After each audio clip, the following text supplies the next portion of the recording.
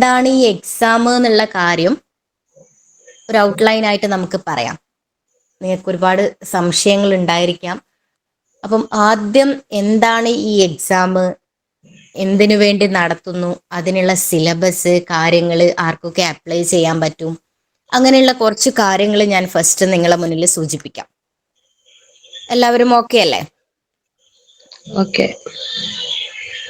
അപ്പം നമ്മുടെ ടീച്ചേഴ്സ് ആവാൻ പോകുന്ന ആൾക്കാർക്ക്, അധ്യാപകർക്ക് അവരുടെ ഒരു എലിജിബിലിറ്റി ടെസ്റ്റ് ആയിട്ടാണ് നമ്മൾ കേട്ടിട്ട് അഭിമുഖീകരിക്കുന്നത്.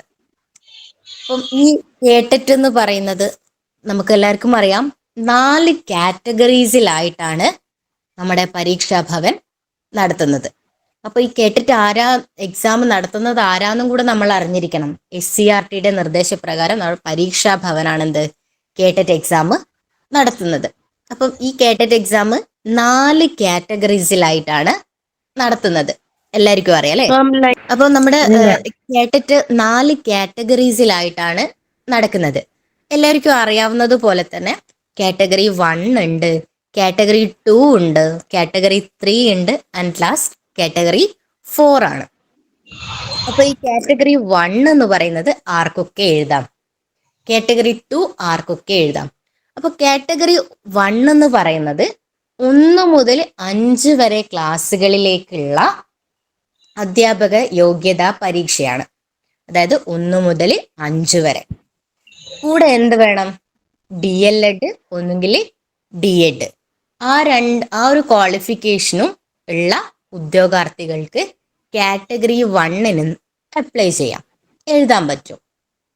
ഇനി കാറ്റഗറി 2 6 മുതൽ 8 വരെ ക്ലാസ്സുകളിലേക്കുള്ള അധ്യാപക യോഗ്യതാ പരീക്ഷയാണ് കാറ്റഗറി 2. അതാർക്കൊക്കെ എഴുതാം? ഈ പറഞ്ഞതുപോലെ കാറ്റഗറി 1 ഉള്ള DLED, DED, BED ഉള്ള ആൾക്കാർക്കും കൂടെ എന്ത് ചെയ്യാം? ഈ കാറ്റഗറി 2 അപ്ലൈ ചെയ്യാം. അവരും കൂടെ ഈ കാറ്റഗറി 2 യോഗ്യരാണ്. ഇനി കാറ്റഗറി 3 നമ്മൾ 1 മുതൽ 5 വരെ ആർക്ക് പോയി? കാറ്റഗറി 1 എഴുതി. 6 മുതൽ 8 വരെ കാറ്റഗറി 2 എഴുതി. ഇനി 9, 10 ക്ലാസ്സുകളിലേക്കുള്ള അധ്യാപക യോഗ്യതാ പരീക്ഷയാണ് കാറ്റഗറി 3 എന്ന് പറയുന്നത്. ഈ കാറ്റഗറി 3 ആർക്ക് എഴുതിക്കൂടാ? ഈ DED ഉള്ള അല്ലെങ്കിൽ TTC മാത്രമുള്ള ആൾക്കാർക്ക് കാറ്റഗറി 3 അപ്ലൈ ചെയ്യാൻ പറ്റില്ല. BED യോഗ്യത ഉള്ള ഉദ്യോഗാർത്ഥികൾക്ക് മാത്രമേ എന്ത് ചെയ്യാൻ പറ്റുള്ളൂ? കാറ്റഗറി 3 എഴുതാൻ പറ്റുള്ളൂ. ഇനി കാറ്റഗറി 4. കാറ്റഗറി 4 എന്ന് പറഞ്ഞാൽ ഇത് മൂന്നിൽ നിന്ന് വ്യത്യാസം ഭാഷാ അധ്യാപകർ ഉണ്ടാവാം. നമുക്ക് അറബിക്കുണ്ട്, മലയാളമുണ്ട്, സംസ്കൃതം, ഹിന്ദി, അങ്ങനെ ഭാഷാ അധ്യാപകരുണ്ട്.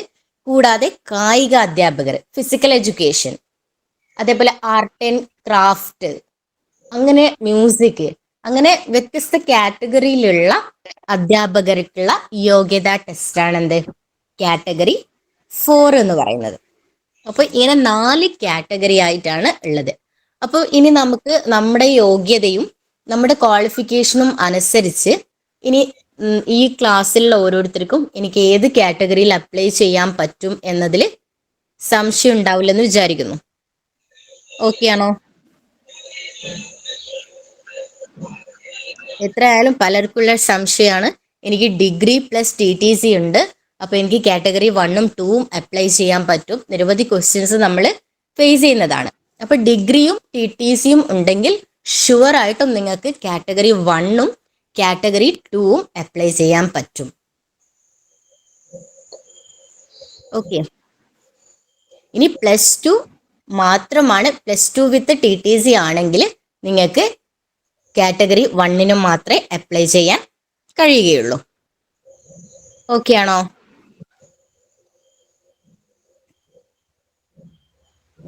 ഇനി വർഷത്തിൽ 2 തവണയായിരുന്നു കേട്ടറ്റ് എക്സാം നടത്തിക്കൊണ്ടിരുന്നത്. ഇപ്പൊ നമുക്കറിയാം കൊറോണയുടെ ഇഷ്യൂസും കാര്യങ്ങളൊക്കെ വന്നതുകൊണ്ട് ചില വർഷങ്ങളിൽ അത് 3 പ്രാവശ്യമായിട്ടും നമ്മൾ കാണുന്നുണ്ട്. അപ്പം കാറ്റഗറി 1ഉം കാറ്റഗറി 2ഉം ഒരേ ദിവസമാണ് നടക്കുക. രാവിലെ ഉച്ചക്ക് ആയിട്ടാണ് കാറ്റഗറി 1ഉം കാറ്റഗറി 2ഉം നടക്കുക.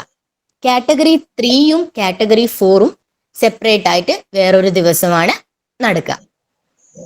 ഇങ്ങനെ 2 ഘട്ടങ്ങളിലായിട്ടാണ് ഈ 4 കാറ്റഗറി പരീക്ഷകൾ നടക്കുന്നത്. അതേപോലെ തന്നെ ഇതിന്റെ ഏജ് ലിമിറ്റ്, നമുക്ക് PSC ഒക്കെ അപ്ലൈ ചെയ്യാൻ ഒരു ഏജ് ലിമിറ്റ് പറയുന്നുണ്ട് അല്ലെ. പക്ഷെ കേട്ടിട്ട് എഴുതാൻ എന്തില്ല, ഏജ് ലിമിറ്റ് ഇല്ല. അതായത് ഈ കേട്ടിട്ട് പരീക്ഷ എഴുതാൻ പ്രായപരിധി ഇല്ല.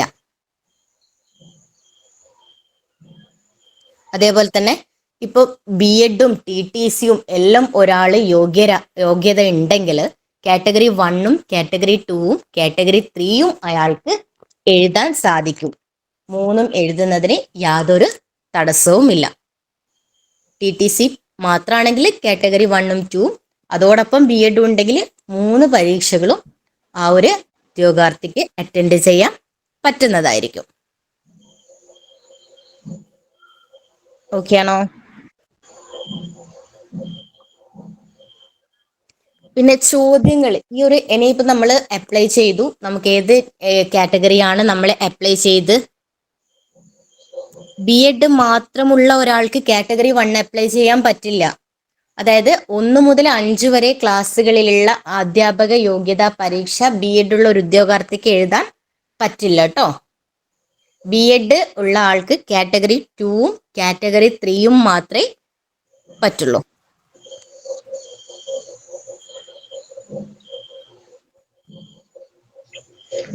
ഇനി നമ്മൾ അപ്ലൈ ചെയ്തു. ഇനി പരീക്ഷയുടെ ക്വസ്റ്റ്യൻസ് ഏത് രീതിയിലായിരിക്കും വരിക?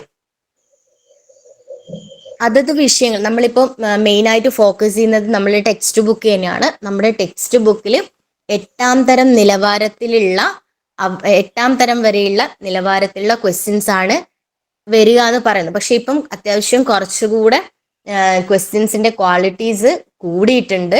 അപ്പം അത്യാവശ്യം ഡെപ്തിൽ തന്നെ ക്വസ്റ്റ്യൻസ് വരുന്നുണ്ട്. അപ്പം 8ാം തരം എന്നുള്ളത് നമ്മളൊരു 10th വരെയെങ്കിലും അറ്റ്ലീസ്റ്റ് എന്ത് ചെയ്യണം, നമ്മൾ അത്യാവശ്യം നല്ല രീതിയിൽ ടെക്സ്റ്റ് ബുക്കുമായിട്ട് നല്ല പരിചയം വേണം. നമുക്കറിയാം ഇപ്പോൾ സ്റ്റേറ്റ്മെന്റ് ടൈപ്പ് ക്വസ്റ്റ്യൻസിന്റെ ഒക്കെ ഒരു ഫോമാറ്റിലാണ് വരുന്നത്. അപ്പം ആ രീതിക്ക് നല്ല ചിട്ടയായ രീതിയിൽ തന്നെ നല്ല അത്യാവശ്യം ഡെപ്തിൽ തന്നെ പഠിച്ചാൽ മാത്രമേ നമുക്ക് ക്വസ്റ്റ്യൻസിനെ ഫേസ് ചെയ്യാൻ പറ്റുള്ളൂ. അപ്പം മെയിനായിട്ട് ചോദ്യങ്ങളുടെ നിലവാരവും വ്യാപ്തിയും ഒക്കെ എവിടെ നിന്നാണ്? ടെക്സ്റ്റ് ബുക്കാണ്. ടെക്സ്റ്റ് ബുക്കുമായിട്ട് നമ്മൾ അത്യാവശ്യം നല്ല ഫ്രണ്ട്ലി ആയിരിക്കണം. ഇനി പരീക്ഷാ മാധ്യമം ഏതൊക്കെ മീഡിയത്തിലാണ് എക്സാം വരിക? കാറ്റഗറി ശ്രദ്ധിക്കണേ, കാറ്റഗറി 1ഉം കാറ്റഗറി 2ഉം ആണെങ്കിൽ നമുക്ക് ക്വസ്റ്റ്യൻസ് ഇംഗ്ലീഷിലും മലയാളത്തിലും അവൈലബിൾ ആണ്. ഒരു പാർട്ടിൽ നിങ്ങൾ എക്സാം അറ്റൻഡ് ചെയ്തവരാണെങ്കിൽ അവർക്ക് മനസ്സിലായി കാണും. ലെഫ്റ്റിൽ മലയാളത്തിലും റൈറ്റിൽ ഇംഗ്ലീഷിലും നമുക്ക് കൊടുത്തുവച്ചിട്ടുണ്ടാവും.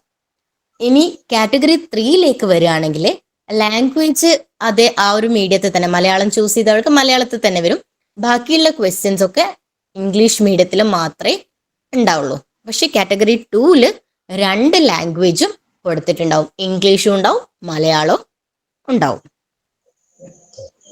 ഭാഷകൾക്ക് അതേ ഭാഷയിൽ തന്നെയാണ് ഉണ്ടാവുക കേട്ടോ. ഇപ്പോൾ സംസ്കൃത അറബി ആണെങ്കിൽ ആ ഒരു ലാംഗ്വേജിലാണ് ഉണ്ടാവുക. ഭാഷ ഒഴികെ ബാക്കിയെല്ലാം കാറ്റഗറി 1ലും 2ലും 2 ലാംഗ്വേജസും ഉണ്ടാവും. പക്ഷെ കാറ്റഗറി 3യിലേക്ക് വരുമ്പോൾ ഇംഗ്ലീഷിൽ മാത്രമേ ക്വസ്റ്റ്യൻസ് ഉണ്ടാവുള്ളൂ. പിന്നെ നമുക്കറിയാം മൾട്ടിപ്പിൾ ചോയ്സ് ക്വസ്റ്റ്യൻസ് ആണ് അല്ലേ. ഒരു ക്വസ്റ്റ്യൻ ഉണ്ടാവും, 4 ഓപ്ഷൻസ് ഉണ്ടാവും. അതിൽ ഓരോ ക്വസ്റ്റ്യനും ഓരോ മാർക്കായിരിക്കും. അങ്ങനെ 150 ക്വസ്റ്റ്യൻസ് ഉണ്ടാവും. 150 മിനിറ്റും നമുക്ക് അവൈലബിൾ ആണ്. അപ്പം അതിൽ 150ൽ ജനറൽ കാറ്റഗറി പാസ്സാവാൻ നമുക്ക് 90 മാർക്കാണ് ആവശ്യം. ഇനി ഈ ഒരു മാർക്കിന്റെ ഇളവ് പട്ടികജാതി, പട്ടികവർഗ, മറ്റു പിന്നോക്ക വിഭാഗങ്ങൾക്ക് 8% മാർക്കിന്റെ ഒരു ഇളവുണ്ട് അല്ലെ. അവർക്ക് 82 മാർക്കാണ്. പിന്നെ ഡിസേബിൾഡ് ആണെങ്കിൽ 75 മാർക്കുമാണ് ക്വാളിഫൈ ചെയ്യാനുള്ള മാർക്ക് എന്ന് പറയുന്നത്. ഒന്നുകൂടെ പറയാം, ജനറൽ കാറ്റഗറി 90 മാർക്കാണ്. 150ന്റെ 60% വേണം, 90 മാർക്കാണ് വേണ്ടത്. അതിൽ പട്ടികജാതി, പട്ടികവർഗ, OBC, എല്ലാവർക്കും 82 മാർക്ക്. അതിൽ നിന്നും 8% ഇളവുണ്ട്. പിന്നെ ഡിസേബിൾഡ് ആണെങ്കിൽ വീണ്ടും ഇളവുണ്ട്, 75 മാർക്കാണ് വേണ്ടത്.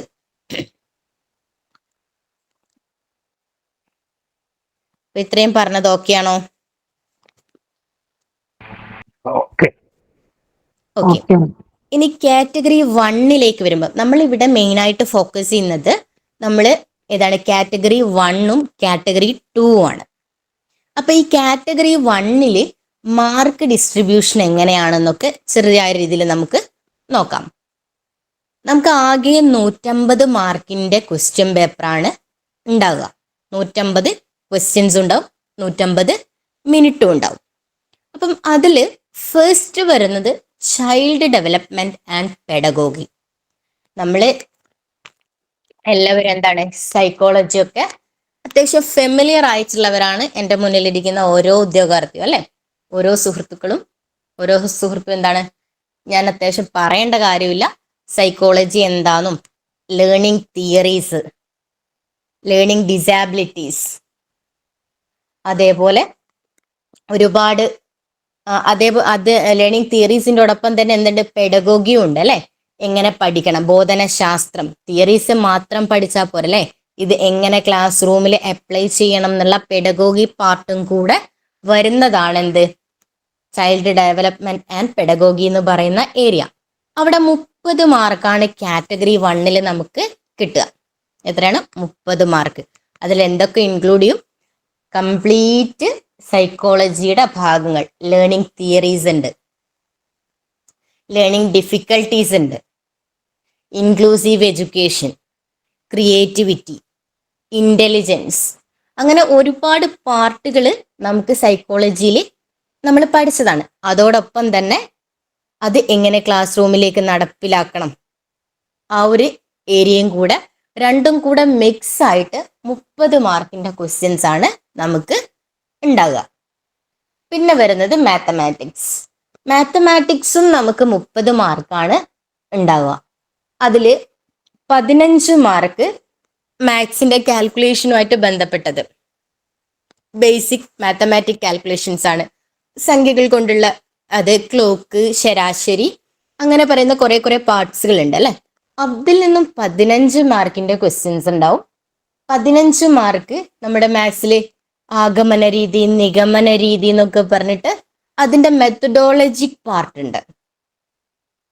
ആ 2 ഭാഗങ്ങളും കൂട്ടി അവിടെയും നമുക്ക് 30 മാർക്കിന്റെ ക്വസ്റ്റ്യൻസ് ഉണ്ടാവാം. അപ്പം ചൈൽഡ് ഡെവലപ്മെന്റിൽ 30 മാർക്കായി, മാത്സിലും 30 മാർക്കായി അല്ലേ, 60 മാർക്ക് അവിടെയായി.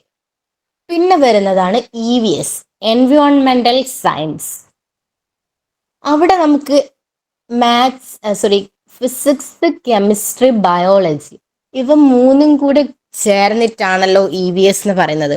അപ്പൊ ഇത് 3ന്റെയും ബേസിക് കാര്യങ്ങൾ എന്തും നമുക്ക് അവിടെ ചോദിക്കാം. അത് ക്വസ്റ്റ്യൻസ് അത്യാവശ്യം വരുന്നത് ടെക്സ്റ്റ് ബുക്ക് ബേസ്ഡ് തന്നെയാണ്.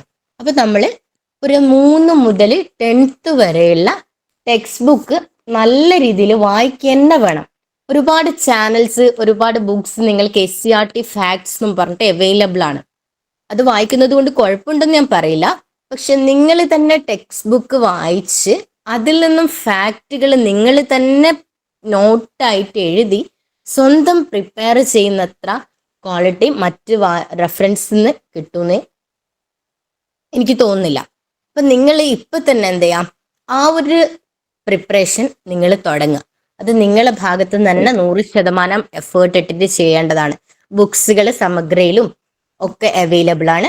3 മുതൽ 10ാം ക്ലാസ് വരെയുള്ള ടെക്സ്റ്റ് ബുക്കുകൾ നിങ്ങൾ തന്നെ വായിക്കാം. അവിടെ നിങ്ങൾ കണ്ടെത്തുക എന്താണ്, ടെക്സ്റ്റ് ബുക്കിന്റെ ലിങ്ക് ടീച്ചർ ഗ്രൂപ്പിൽ ഓക്കെ നമ്മൾ പ്രൊവൈഡ് ചെയ്യാം. ടീച്ചർ 8 മുതൽ എന്താണ് ഈ ഫിസിക്സും ബയോളജിയും കെമിസ്ട്രി അങ്ങനെ വരുന്നില്ലേ 8ാം ക്ലാസ് മുതൽ? അപ്പൊ അത് ഫിസിക്സും കെമിസ്ട്രി എല്ലാം നമ്മൾ കവർ ചെയ്യണം, അതോ ബയോളജി പാർട്ട് മാത്രം നോക്കിയാൽ മതിയോ? ബയോളജി പാർട്ട് മാത്രം പോരാ. നമുക്ക് EVS എന്ന് പറയുമ്പോൾ എൻവയോൺമെന്റൽ സയൻസ്, എൻവയോൺമെന്റിനെ കുറിച്ചാണല്ലോ. അപ്പം അവിടെ കെമിസ്ട്രി വരാം, ഫിസിക്സ് വരാം, ബയോളജി വരാം, മൂന്നും കൂടെ ഇൻക്ലൂഡഡ് ആണ്. ഓക്കെ, നിങ്ങൾക്കുള്ള സംശയത്തിന് ഞാൻ ലാസ്റ്റ് സമയം തരാം, നമുക്ക് ഇത് കംപ്ലീറ്റ് ചെയ്യാം. അപ്പൊ ടെക്സ്റ്റ് ബുക്കിന്റെ ലിങ്ക് ഓഫ് കോഴ്സ് നമ്മൾ ഷെയർ ചെയ്യുന്നതായിരിക്കും കേട്ടോ. ഗ്രൂപ്പിൽ വിട്ടാൽ മതി ടീച്ചറെ. Okay okay okay. Then EVS പറഞ്ഞു. പിന്നെ ലാംഗ്വേജ് 1 ആണ്. അതിന് ലാംഗ്വേജ് 1 നമുക്ക് മലയാളം ചൂസ് ചെയ്യാം, ഇംഗ്ലീഷ് ചൂസ് ചെയ്യാം, കന്നഡ, തമിഴ്, അങ്ങനെ നമുക്ക് വേണ്ട ലാംഗ്വേജ് ചൂസ് ചെയ്യാം. നമ്മൾ ഓൾമോസ്റ്റ് എല്ലാവരും മലയാളം ആയിരിക്കും ചൂസ് ചെയ്യാം. അതിന് 30 മാർക്കാണ്. Then language 2 English or Arabic, അതിനും 30 മാർക്കാണ്. അങ്ങനെ 5 പാർട്ടായിട്ടാണ് നമ്മുടെ മാർക്ക് ഡിസ്ട്രിബ്യൂഷൻ വരുന്നത്. Psychology, maths, EVS, language 1, language 2, അങ്ങനെ 5 30 മാർക്ക് കൂട്ടി 150 മാർക്ക്. അപ്പം ഇതൊന്നും കണ്ടിട്ട് നിങ്ങൾ ഇപ്പം പേടിക്കൊന്നും വേണ്ട. കാരണം കറക്റ്റായിട്ട് ഫോളോ ചെയ്യുക, നമ്മൾ പഠിക്കേണ്ടത് പഠിക്കുക, പ്രീവിയസ് ഇയർ ക്വസ്റ്റ്യൻ പേപ്പേഴ്സ് നന്നായിട്ട് വർക്കൗട്ട് ചെയ്യാം. എന്നാൽ സുഖമായിട്ട് നമുക്ക് 90 അല്ല 82 അല്ല 100 ക്രോസ് ചെയ്യാൻ നമുക്ക് സാധിക്കും. അതിനുള്ള ക്ലാസ്സുകളും നിങ്ങൾക്ക് ഇപ്പോൾ അവൈലബിൾ ആണ്. നമ്മുടെ PSC നോട്ട് തന്നെ അഡ്മിഷൻ സ്റ്റാർട്ട് ചെയ്തിട്ടുണ്ട്. അതിലുള്ള ഓരോ ക്ലാസ്സുകളും നിങ്ങൾ ചിട്ടയായ രീതിയിൽ കാണുകയും നോട്ട് എഴുതി പ്രിപ്പയർ ചെയ്യുകയും ചെയ്യുകയാണെങ്കിൽ തന്നെ നിങ്ങൾക്ക് ആ ഒരു റേഞ്ച് മാത്രമല്ല അതിനപ്പുറം നിങ്ങൾക്ക് ചെയ്യാൻ പറ്റും. ഇതിന് നിങ്ങൾക്ക് മെൻറ്റേഴ്സ് അവൈലബിൾ ആണ്. അതേപോലെ തന്നെ ഒരുപാട് പ്രീവിയസ് ഇയർ ക്വസ്റ്റ്യൻ പേപ്പറിൻ്റെ ലൈവ് സെഷൻസും നിങ്ങൾക്ക് അവൈലബിൾ ആണ്. നിങ്ങൾക്കുള്ള ഡൗട്ടുകൾ അപ്പോൾ തന്നെ ക്ലിയർ ചെയ്യാം. പേഴ്സണലായിട്ട് മെൻറ്റേഴ്സിനെ കോണ്ടാക്ട് ചെയ്യാനുള്ള ഒരു ഫെസിലിറ്റിയും കൂടെ നിങ്ങൾക്ക് പ്രൊവൈഡ് ചെയ്യുന്നുണ്ട്. അപ്പം നിങ്ങളുടെ ഭാഗത്ത് നിന്നുള്ള കംപ്ലീറ്റ് എഫേർട്ടാണ് ആദ്യം വേണ്ടത്. പിന്നെ നമ്മുടെ ഈ ജോലി എന്നൊക്കെ പറയുന്നത് നമ്മുടെ ആവശ്യമാണ് അല്ലേ. നമുക്ക് ജോലി ഇല്ലാതെയൊന്നും ഈ ഒരു സാഹചര്യത്തിൽ മുന്നോട്ട് പോവാൻ സാധിക്കില്ല. അപ്പം എനിക്ക് കേട്ടിട്ട് വേണം. ഈ കേട്ടിട്ട് കാറ്റഗറി 1, 2, 3, 4 എന്നൊക്കെ പറയുന്നത് ആർക്ക് വേണ്ടിയാ? ഇതൊക്കെ നമുക്ക് വേണ്ടിയിട്ടുള്ളതാണ്. ഇത് എനിക്കുള്ളതാണ്, സർക്കാർ ജോലിയും എനിക്കുള്ളതാണ് എന്നുള്ള പൂർണ്ണ ബോധം നിങ്ങളുടെ മനസ്സിനുണ്ടെങ്കിൽ ഓഫ് കോഴ്സ് നിങ്ങളത് നേടിയിരിക്കും. അപ്പം നമ്മുടെ മൈൻഡിനെ പറഞ്ഞ് സെറ്റാക്കുക. അതിനുള്ള സ്മാർട്ടായിട്ടുള്ള സ്റ്റഡി പ്ലാനും നിങ്ങൾ സ്റ്റാർട്ട് ചെയ്യുക. അതിനുള്ള എല്ലാ സൗകര്യങ്ങളും സഹായങ്ങളും നമ്മുടെ ഭാഗത്തു നിന്നും ഉണ്ടായിരിക്കും. അപ്പൊ കാറ്റഗറി 1 നമ്മൾ പറഞ്ഞു. Next category 2. കാറ്റഗറി 2ലേക്ക് വരുമ്പോഴും എന്താണ്, അവിടെയും ചൈൽഡ് ഡെവലപ്മെന്റ് ആൻഡ് പെഡഗോഗി 30 മാർക്കിന് തന്നെയാണ്. നേരത്തെ പറഞ്ഞിട്ടുള്ളതുപോലെ തിയറീസ് കാര്യങ്ങളൊക്കെ വരും, അതിന്റെ പെഡഗോഗിക് പാർട്സും വരും. ഇനി രണ്ടാമത്തത് വരുന്നതാണ്. അവിടെ എന്തായിരുന്നു? രണ്ടാമത്തത് മാത്സ് ആയിരുന്നു. ഇവിടെ maths and science or social science. അവിടെ നമ്മൾ അപ്ലൈ ചെയ്യുമ്പോൾ കുഴപ്പമില്ല. എക്സാമിൻ്റെ ആ ഒരു സമയത്ത് എക്സാമിൻ്റെ ദിവസം നമ്മൾ ശ്രദ്ധിച്ചാൽ മതി. അവിടെ +2 മാത്സ് ആൻഡ് സയൻസ് ബാക്ക്ഗ്രൗണ്ട് ഉള്ള ഒരു കുട്ടിയാണെങ്കിൽ, അല്ലെങ്കിൽ മാത്സിലും സയൻസിലും ഇൻട്രസ്റ്റ് ഉള്ള ഒരു കുട്ടിയാണെങ്കിൽ അവിടെ എന്ത് ചെയ്യണം? ആ ഒരു ഏരിയയിലുള്ള ക്വസ്റ്റ്യൻസ് അറ്റൻഡ് ചെയ്യണം. ഇനി ചിലവർക്ക് എന്തായിരിക്കും, മാത്സ് ബുദ്ധിമുട്ടായിരിക്കും. മാത്സ് പഠിച്ചെടുക്കാന്ന് പറഞ്ഞാൽ കുറച്ച് ബുദ്ധിമുട്ടുള്ള കുട്ടികളുണ്ടാവും. അവർക്ക് വേണമെങ്കിൽ എന്ത് ചെയ്യാം, സോഷ്യൽ സയൻസ് ആണ് ഇൻട്രസ്റ്റ് എങ്കിൽ സോഷ്യൽ സയൻസ് ആ ഭാഗം സെലക്ട് ചെയ്യാം. അപ്പോൾ ഒരു ചോയ്സ് ആണ് അവിടെ. ഒന്നുകിൽ maths and science or social science. ഇതിൽ രണ്ടിൽ ഏതെങ്കിലും ഒന്ന് ചൂസ് ചെയ്താൽ മതി. അത് നിങ്ങളുടെ താല്പര്യത്തിനനുസരിച്ച് നിങ്ങൾക്ക് ഏതാണോ പഠിക്കാൻ പറ്റുക ആ ഒരു ഇത് നോക്കിയിട്ട് എന്ത് ചെയ്താൽ മതി, ക്വസ്റ്റ്യൻസ് അറ്റൻഡ് ചെയ്താൽ മതി. അപ്പൊ അവിടെ ഒരു ചെറിയൊരു ഇതുണ്ട്, അപ്പൊ അത് ശ്രദ്ധിക്കണേ. പിന്നെ Malayalam language 1 30 mark, English language 2. ഇനി ഈ ഒരു കാറ്റഗറി 2 അപ്ലൈ ചെയ്യുമ്പോൾ ലാംഗ്വേജ് 1 നമ്മൾ മലയാളമാണ് ചൂസ് ചെയ്തതെങ്കിൽ ഓഫ് കോഴ്സ് ലാംഗ്വേജ് 2 നമ്മൾ ഇംഗ്ലീഷ് തന്നെ ചൂസ് ചെയ്യണം. ചൂസ് ചെയ്യാൻ പാടില്ല. മലയാളമാണ് നിങ്ങൾ കൊടുത്തതെങ്കിൽ കാറ്റഗറി 2 ലാംഗ്വേജ് 2 എത്തുമ്പോഴത്തേക്കും ഏത് ചൂസ് ചെയ്യണം? ഇംഗ്ലീഷ് ചൂസ് ചെയ്യണം. അവിടെ ഒരു ഓറുണ്ട്, ഒരു ചാൻസ് ഉണ്ട് നമുക്ക് maths and science or social science. പിന്നെ ലാംഗ്വേജ് 1 നമ്മൾ മലയാളം ചൂസ് ചെയ്തിട്ടുണ്ടെങ്കിൽ ലാംഗ്വേജ് 2 ഇംഗ്ലീഷ് ചൂസ് ചെയ്യണം. അത് തിരിച്ചും ഇംഗ്ലീഷാണ് ചൂസ് ചെയ്യുന്നതെങ്കിൽ മലയാളം ചൂസ് ചെയ്യണം. അത് ചൂസ് ചെയ്തത് ചൂസ് ചെയ്യാൻ പാടില്ല. പിന്നെ കാറ്റഗറി 3യിലേക്ക് വരുമ്പം കാറ്റഗറി 3 എഴുതുന്ന സ്റ്റുഡൻസ് നമ്മുടെ ക്ലാസ്സിലുണ്ടോ എന്ന് അറിയില്ല, എന്നാലും ഞാൻ പറയാം. അവിടെ അഡോളസെന്റ് സൈക്കോളജി ആണ്. നമ്മൾ മറ്റേത് രണ്ടും കാറ്റഗറി 1ലും 2ലും ആണെങ്കിൽ ചൈൽഡ് ഡെവലപ്മെന്റ് ആൻഡ് പെഡഗോഗി ആയിരുന്നു. പക്ഷെ കാറ്റഗറി 3 എന്ന് പറയുന്നത് നമ്മൾ 9-10 ക്ലാസ്സുകളിലെ സ്റ്റുഡൻസിനെയാണല്ലേ പഠിപ്പിക്കാൻ പോകുന്നത്. അപ്പോൾ അവരുടെ അഡോളസെന്റ് സ്റ്റേജിലുള്ള കുട്ടികളെയാണ് ഫേസ് ചെയ്യാൻ പോകുന്നത്. അപ്പോൾ അവിടെ എന്താണ്, അഡോളസെന്റ് സൈക്കോളജി ആണ്. അത് 40 മാർക്കാണ്. Language Malayalam or English. പിന്നെ എന്തുണ്ടാവും, അവർക്ക് സെപ്പറേറ്റ് ആയിട്ട് ഓപ്ഷണൽ സബ്ജക്റ്റ് ഉണ്ടാവും. ഇപ്പൊ മാത്സ് ആണ് സബ്ജക്റ്റ് എങ്കിൽ 80 മാർക്ക് മാത്സിന് ഉണ്ടാവും. ഫിസിക്സ് ആണ് 80 മാർക്ക് ഫിസിക്സിന് ഉണ്ടാവും. സോഷ്യൽ സയൻസ് ആണെങ്കിൽ 80 മാർക്ക് സോഷ്യൽ സയൻസ് ഉണ്ടാവും. അങ്ങനെ ടോട്ടൽ 150 തന്നെയാണ്. അപ്പൊ ഇങ്ങനെയാണ് ഓരോ ഏരിയയിലുള്ള മാർക്ക് ഡിസ്ട്രിബ്യൂഷൻ വരുന്നത്. ഓക്കെ, അപ്പം ഓൾമോസ്റ്റ് കാര്യങ്ങളും മാർക്ക് ഡിസ്ട്രിബ്യൂഷൻ, അപ്പൊ ഇതിന്റെ ക്വാളിഫിക്കേഷൻ റേഞ്ച്. ഇനി നമ്മൾ എന്താണ് വേണ്ടത്, അപ്ലൈ ചെയ്തു, പരീക്ഷയുടെ പാറ്റേൺ നമുക്ക് മനസ്സിലായി, ആർക്കൊക്കെ ഏതൊക്കെ കാറ്റഗറിയിൽ അപ്ലൈ ചെയ്യാമെന്ന് നമുക്ക് മനസ്സിലായി. ഇനി നമ്മുടെ ഭാഗത്ത് നിന്നുള്ള പഠനം. അപ്പൊ ഇനി ആർക്കെങ്കിലും അപ്ലൈ ചെയ്യുന്നതിനെ കുറിച്ചോ അല്ലെങ്കിൽ ഇതിലെ പറഞ്ഞതിനെ പറ്റി ഡൗട്ട് ഉണ്ടെങ്കിൽ ചോദിക്കാം. എൻ്റെ കഴിവിന്റെ പരമാവധി ഞാൻ നിങ്ങൾക്ക് റിപ്ലൈ തരുന്നതായിരിക്കും. അപ്പൊ ചോദിക്കാം.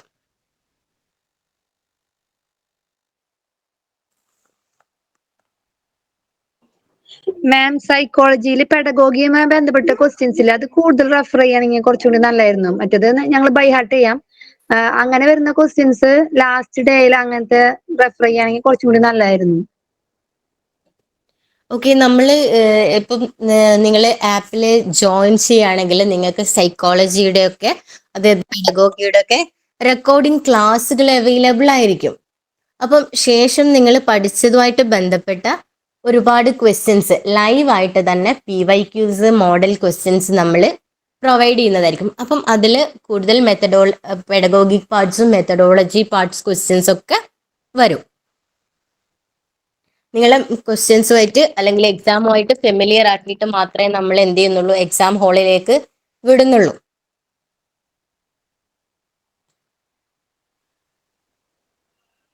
പ്രീവിയസ് ആയിട്ടുള്ള ഒരുപാട് ക്വസ്റ്റ്യൻസ് വർക്കൗട്ട് ചെയ്യും. എന്താ സന്ധ്യ ഒരു ഡിസ്ലൈക്ക് ഒക്കെ വരുന്നത്? മാഡം, നിങ്ങൾക്ക് ഹിന്ദിയുടെ കോച്ചിങ് ഉണ്ടോ മിസ്? ഹിന്ദിയുടെ സ്പെഷ്യൽ കോച്ചിങ് നമ്മുടെ PSC നോട്ടുമായിട്ട് നമുക്ക് ബന്ധപ്പെടേണ്ടി വരും. സ്പെഷ്യൽ കാറ്റഗറി 4 പ്രൊവൈഡ് ചെയ്യുന്നുണ്ട്. നമുക്ക് അവരുമായിട്ട് കോണ്ടാക്ട് ചെയ്തിട്ട്.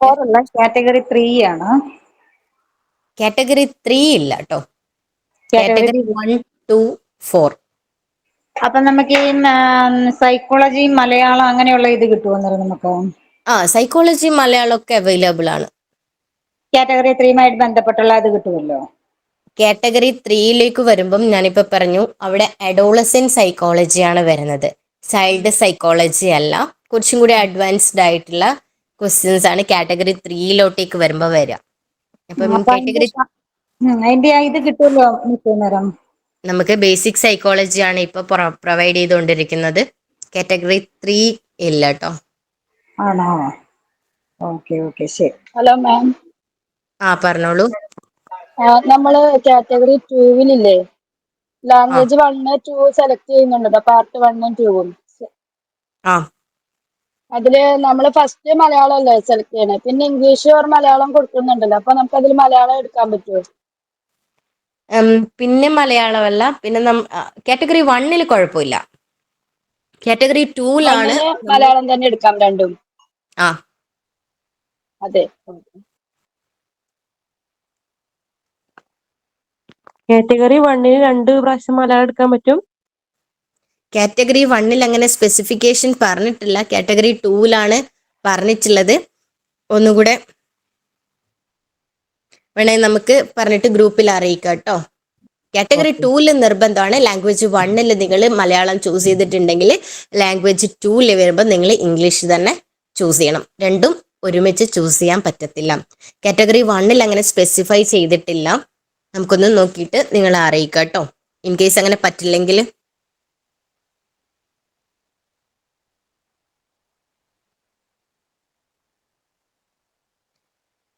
അപ്പം നമ്മൾ പറഞ്ഞു വരികയാണെങ്കിൽ നമ്മൾ പഠിക്കുന്ന കാര്യങ്ങൾ മറന്നു പോവാതിരിക്കാൻ നമ്മൾ കൃത്യമായ ഇടവേളകൾ റിവിഷൻ വെക്കണം കേട്ടോ. നിങ്ങൾ പഠിക്കുന്ന കാര്യങ്ങൾ നമ്മൾ കുറേ പഠിച്ചത് കൊണ്ട് നമ്മൾ കേട്ടറ്റ് എക്സാമോ അല്ലെ വേറൊരു എക്സാമോ പാസ്സാവാൻ പോകുന്നില്ല. ഇത് കൃത്യമായ ഇടവേളകളിൽ റിവിഷൻ നടത്തുക. അതേപോലെ തന്നെ നമ്മൾ പഠിക്കുന്ന ഭാഗങ്ങളിൽ നിന്നും അവരെങ്ങനെയാണ് ക്വസ്റ്റ്യൻസ് ഇടുന്നതെന്നും കൂടെ നമുക്ക് എന്ത് ചെയ്യണം, ഫെമിലിയർ ആവണം. അതിന് ഒരുപാട് PYQ സെഷൻസ് നമ്മൾ നൽകുന്നതായിരിക്കും.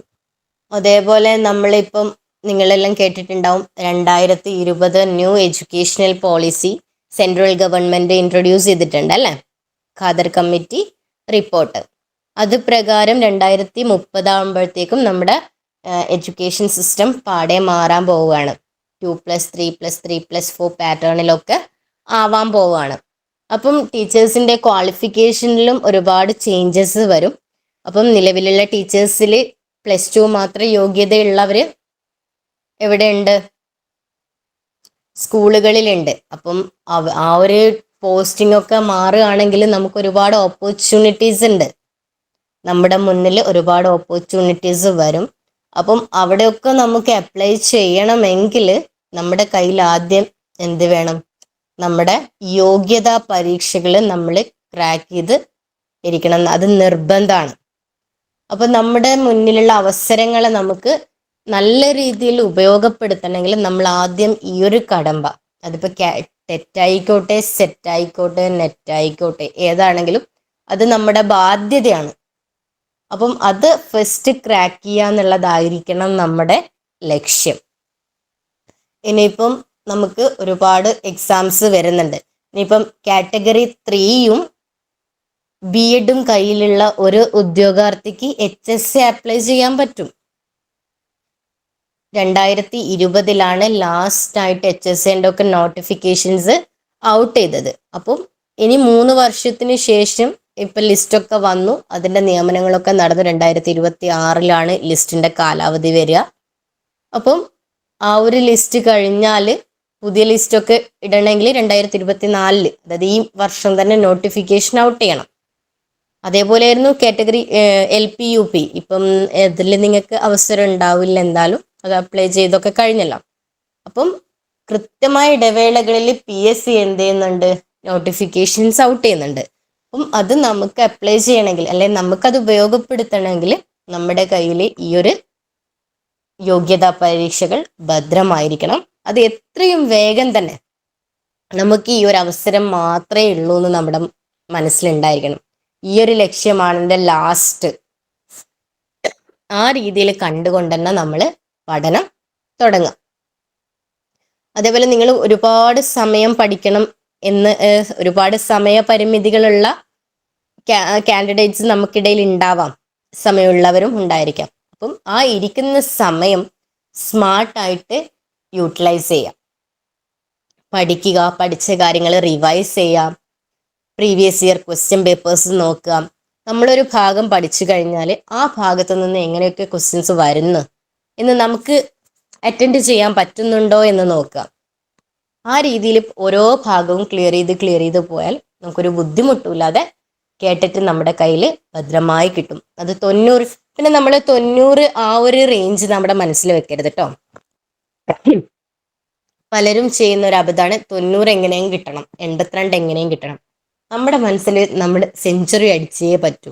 സെഞ്ചുറി, അത് ദാറ്റ് ആൻഡ് എബോവ്, അതിന് മുകളിലായിരിക്കണം നമ്മുടെ മാർക്ക് എന്ന് നമ്മൾ ആദ്യം നിശ്ചയിച്ചിരിക്കണം. ഇനി അതിന് മുകളിൽ കിട്ടാനായിരിക്കണം നമ്മുടെ ശ്രമം. ആ 92, 82 നിങ്ങൾ മനസ്സിൽ വെക്കേ വേണ്ട. അതിന് 100ന് മുകളിൽ എനിക്ക് മാക്സിമം സ്കോർ ചെയ്യാൻ പറ്റണം. പിന്നെ നിങ്ങൾ പഠിക്കുമ്പോൾ പഠിച്ച കാര്യങ്ങൾ ഓരോ ഡേറ്റ് ഇട്ടിട്ട് ഒരു നോട്ട്ബുക്കിൽ എഴുതി വെക്കുക. ഇന്നേ ഡേറ്റ്, ഇന്ന് 8-ാം തീയതി, 7-ാം തീയതി, 7-ാം തീയതി ഞാൻ ഇന്ന സബ്ജക്റ്റിൽ ഇന്ന കാര്യങ്ങൾ പഠിച്ചു. ഇനി അടുത്ത 7-ാം തീയതി കഴിഞ്ഞാൽ 14-ാം തീയതി ഈ ഒരു പാർട്സ് കംപ്ലീറ്റ് ഒന്ന് ജസ്റ്റ് എന്ത് ചെയ്യാം, ക്വിക്ക് റീഡ് ചെയ്യാം. അത് കറക്റ്റ് ഇങ്ങനെ ഓരോരോ ദിവസവും അതിൻ്റെ തൊട്ട് ഒരാഴ്ച മുന്നേ പഠിച്ച കാര്യങ്ങൾ ഒരു 10 മിനിറ്റ് കൊണ്ട് വായിക്കുന്ന രീതിയിൽ, നമ്മൾ പഠിച്ച കാര്യമാണല്ലോ, ഒരു 10 മിനിറ്റ് കൊണ്ട് വായിക്കുന്ന രീതിയിൽ പഠിക്കുക. പഠിച്ച കാര്യങ്ങൾ ക്വിക്കായിട്ടൊന്ന് റീഡ് ചെയ്യാം. അപ്പൊ അതൊന്നുകൂടെ നമ്മുടെ മനസ്സിൽ പതിയും. അല്ലെങ്കിൽ ഒരു പഠിച്ച കാര്യങ്ങൾ പിന്നെയും നമ്മൾ എക്സാമിന്റെ ആ സമയത്താണ് നോക്കുന്നതെങ്കിൽ നമുക്കതൊരു പുതിയ സാധനമായിട്ട് ഫീൽ ചെയ്യും. അങ്ങനെ ഫീൽ ചെയ്യരുത്. നമ്മൾ പഠിച്ച കാര്യങ്ങൾ നമ്മുടെ കൂടെ തന്നെ ഉണ്ടായിരിക്കണം. അപ്പൊ റിവിഷൻ ഇസ് വെരി ഇമ്പോർട്ടൻറ്റ്. അതിനിപ്പോൾ കേട്ടറ്റ് ആയാലും PSC ആയാലും ഏത് എക്സാമിനായാലും റിവിഷൻ വെരി ഇമ്പോർട്ടൻ്റ് ആണ്. നമ്മുടെ മുന്നിലുള്ള ടൈം വളരെ ചുരുങ്ങിയ സമയമാണെന്ന് വിചാരിക്കുക. മാക്സിമം നന്നായിട്ട് പഠിക്കുക. എക്സാം നമ്മുടെ കയ്യിൽ തന്നെ ഇരിക്കും. പിന്നെ ഭയവും ആകുലതയൊന്നും വേണ്ട. നമുക്ക് സുഖമായിട്ട് പഠിച്ചെടുക്കാനുള്ളൊരു സമയം നിങ്ങളുടെ മുന്നിൽ ഉണ്ട്. നിങ്ങൾ സ്മാർട്ടായിട്ട് പഠിക്കാൻ തയ്യാറാണെന്ന് ആയാൽ മാത്രം മതി. അപ്പൊ ഇനി ആർക്കെങ്കിലും എന്തെങ്കിലും ഡൗട്ട് ഉണ്ടോ?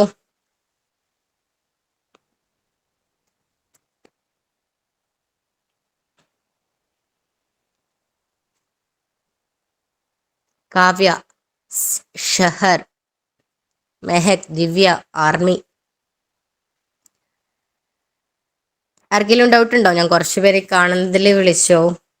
ഇനി നിങ്ങൾക്ക് എന്തെങ്കിലും ഡൗട്ട് ഉണ്ടെങ്കിൽ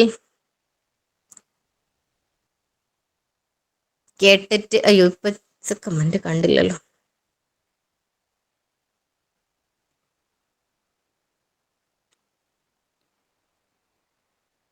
കേട്ടിട്ട് 3 മലയാളത്തിൻ്റെതാണോ?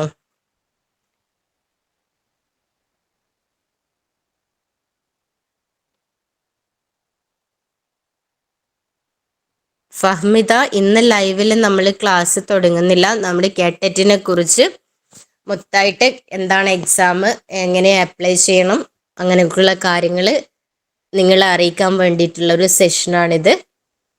നമ്മുടെ ലൈവ് സെഷൻസ് ഇനി വരാൻ പോകുന്നതേ ഉള്ളൂ കേട്ടോ. നിങ്ങൾക്ക് കേട്ടറ്റിൻ്റെ സിലബസ് നിങ്ങളുടെ ഗ്രൂപ്പിലേക്ക് ഷെയർ ചെയ്യാൻ പറയാം കേട്ടോ.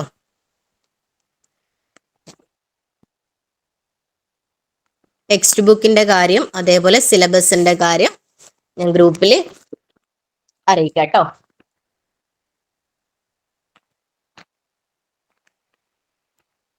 സോ ഇനി ഇതിനെ കുറിച്ച് എന്തെങ്കിലും ഡൗട്ട് ഉണ്ടെങ്കിൽ നിങ്ങൾക്ക് ഗ്രൂപ്പിൽ ചോദിക്കാം. നമ്മൾ മാക്സിമം റിപ്ലൈ തരുന്നതായിരിക്കും. അപ്പം ഇനി ക്ലാസ്സുമായിട്ട് വീണ്ടും നമുക്ക് കാണാം. അപ്പം വൈൻഡപ്പ് ചെയ്തൂടെ? ഡൗട്ടൊന്നുമില്ല.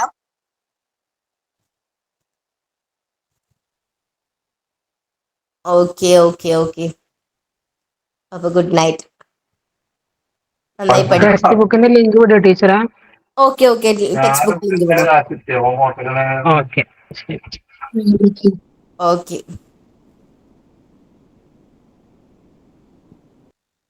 Thank you, ma'am. Okay okay. Thank you. Welcome welcome. Thank you, ma'am. Okay.